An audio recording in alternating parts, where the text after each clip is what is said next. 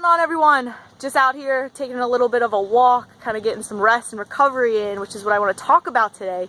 So last week I was on vacation, right? It was outside of my regular routine. I wasn't training very hard. I wasn't lifting weights. I wasn't even really worried about my nutrition, right? I wasn't, focusing on getting my protein and my vegetables. I was drinking a lot more alcohol than I probably have in a very long time. And this is all okay, right?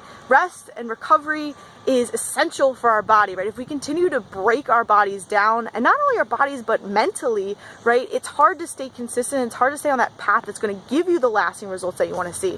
And it kind of reminds me of a story that I want to share with you guys, one that's very similar to a story that I shared a while ago, right? A couple months ago, but I think it's important that I share it and that you guys start to think about rest and recovery just as importantly as you think about, how hard you're hitting your training session. So the story starts, there's this guy, right? And there's this big, huge lumberjack competition. And in this one event in the lumberjack competition, they're cutting down a massive tree, right? So each competitor gets this huge tree, and there are people from all over the world, right? So there's one guy that represents each country in the world, and the guy that's representing the USA is an older man, right? He's like in his mid-60s, and everybody else in the competition is young, and they got these bulging muscles, and they look intimidating, and they're snickering and laughing at him, right? They're like, there's no way this guy is gonna come anywhere close to being in some type of competition with us.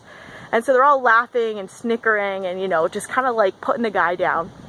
And when the competition begins, what he ends up doing is spends about 45 minutes hacking away at his tree. He takes his axe, he throws it over his shoulder, and he walks up the hill into this little hut.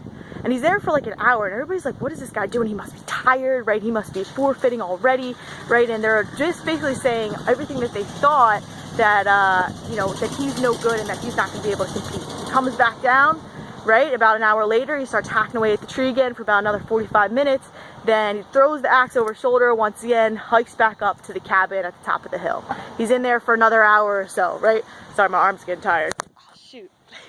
He's in there for another hour or so, then he comes back down, and this goes on and on and on and on and on for a couple hours, right? He hacks away, he goes up, he hacks away, it goes up, right? And it's the same kind of pattern.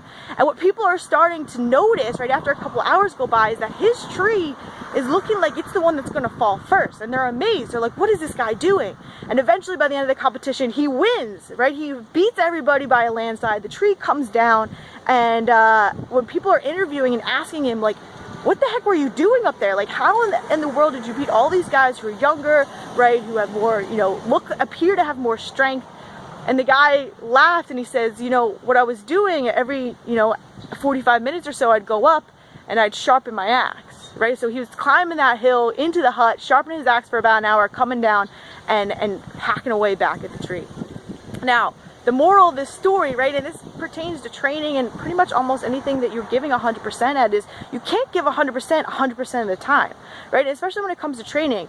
What you don't always understand is that when you're training, when you're exercising, when you're hitting it hard, you're actually breaking your body down, right? You're breaking yourself down. Everything within you is trying to come back to homeostasis, is trying to repair and recover and get ready for the next one. But if you're not sharpening that axe, or if you're not taking that time to allow your body to recover by getting enough sleep, by, taking walks, by drinking enough water, by getting really good nutrition in, by just kind of de-stressing and figuring out ways that can help you manage your stress, your body's never fully recovering. And a lot of times people aren't seeing the results that they feel like they deserve because they're working so hard, but they're missing that piece where they're allowing their body to then recover, to rebuild, to come back stronger than before. It's like trying to, right, build a house on quicksand, right? You're building, and then there's nothing underneath of it. There's no foundation to hold it, and it just kind of crumbles again. And then you build it, and it crumbles, and you build it, and it crumbles. And this can also happen when it comes to like injuries and overuse injuries, right? If you're having like chronic, just like pain in certain joints, you might be training a little bit too hard, a little bit too often. So remember, recovery is super important. That it's okay if you take a week off every 2 months, every 12 weeks, something like that. Your body probably needs it, and I definitely feel so much better after this vacation. Not only physically, right, I can feel a difference in the gym, but mentally, right? Before I was kind of like, losing my focus, and now I feel much better. I feel ready to I'm excited to eat vegetables again, right? All that good stuff. So hopefully you enjoyed that story. I know it's a little bit long, but remember, recovery is super, super important. So don't forget that piece as well. And I'll talk to you guys later.